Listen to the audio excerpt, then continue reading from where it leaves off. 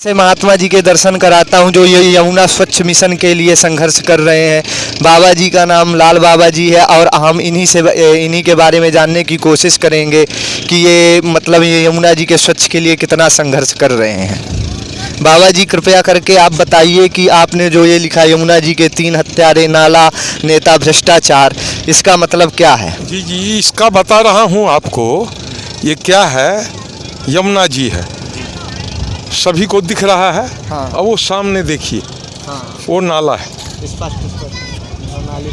वो जो नाला है, उस नाले के माध्यम से ये यमुना जी में प्रदूषित जल, एक नाला वहाँ देखिए, वो बड़ा नाला, ये दोनों नाले जो हैं, ये सीवर के जल मल जो भी गंदगी है सब यमुना जी में डाल रहे हैं। आपके सामने दिख रही है यमुना जी कितनी गंदगी है। तो मैं लगभग 20-25 वर्षों से यमुना जी के लिए मैं वृंदावन में ये धर्म ध्वजा लेकर के कि यमुना जी कैसे स्वच्छ होगी। वृंदावन में जब यमुना जी को मैं देखता हूँ तो व्यथित हो जाता हूँ, बहुत कष्ट होता है, हृदय में बहुत विलाप होती है। ये नदियों के विषय में मैंने बहुगुना जिसे पौड़ी गढ़वाल में सीखा। मैं ऋषिकेश रहता था उस समय, तो पौड़ी गढ़वाल में मैं यमुना जी वहाँ नहीं थी, गंगा जी थी। तो उनके साथ जो डैम बन रहा था, उन्होंने भूख हड़ताल, आमरण अनशन, आंदोलन वगैरह चलाया, डैम नहीं बने, गंगा की हत्या हो रही है, लेकिन सरकार ने बनाया। गंगा की हत्या वहीं हो गई, डैम बनने से बिजली का उत्पादन शुरू हो गया। अच्छा, तो बाबा जी ये बताइए, आप 25 सालों से अकेले संघर्ष कर रहे हैं? जी, मेरे साथ लोग जो आते हैं पैसा कमाने के लिए आते हैं, और मैं उनको लात मार के भगा देता हूँ, वो लग जाते हैं धंधा में। बड़े बड़े माफिया लोग आए, जैसे आपने रमेश बाबा का नाम सुना होगा, जय किशन दास का, ये सब मेरे पास आए प्रेरणा लिए और सब धंधा में लग गए। सबों को मार्ग मिल गया कि ये कमाने का अच्छा जरिया है। लेकिन मैं तो आज भी मधुकरी करके जीवन यापन कर रहा हूँ और यमुना जी के लिए वृंदावन में लड़ रहा हूँ। अच्छा, जैसे कि बाबा जी आपने बताया कि आपके कहने का मतलब है, आपकी इस आंदोलन का मतलब है कि यमुना जी स्वच्छ होनी चाहिए और जो ये नाले का पानी यमुना जी में आता है इसे बंद होना चाहिए। जी, लेकिन मैं आपको बता दूं, आप बोर्ड पर जो देखे हैं उसके विषय में पूछ रहा, तो मैं पूरा नहीं बता पाया। ये नाला तो हत्या कर ही रहा है जो आप देख रहे हैं। बजीरा बांध में यमुना को रोक करके 40 नाले, बड़े बड़े नाले जो दिल्ली सरकार गिरा रखी है। मैं वहाँ भी विधानसभा के सामने दिल्ली में जब शीला दीक्षित थी, आंदोलन किया था, जंतर मंतर भी किया था। सबसे पहले तो वहीं यमुना की हत्या उन लोगों ने कर दी, वो नाले गिरा करके। और नेता जो है वो झुंझुना पकड़ा देते हैं आंदोलन करने वालों को, आंदोलित को।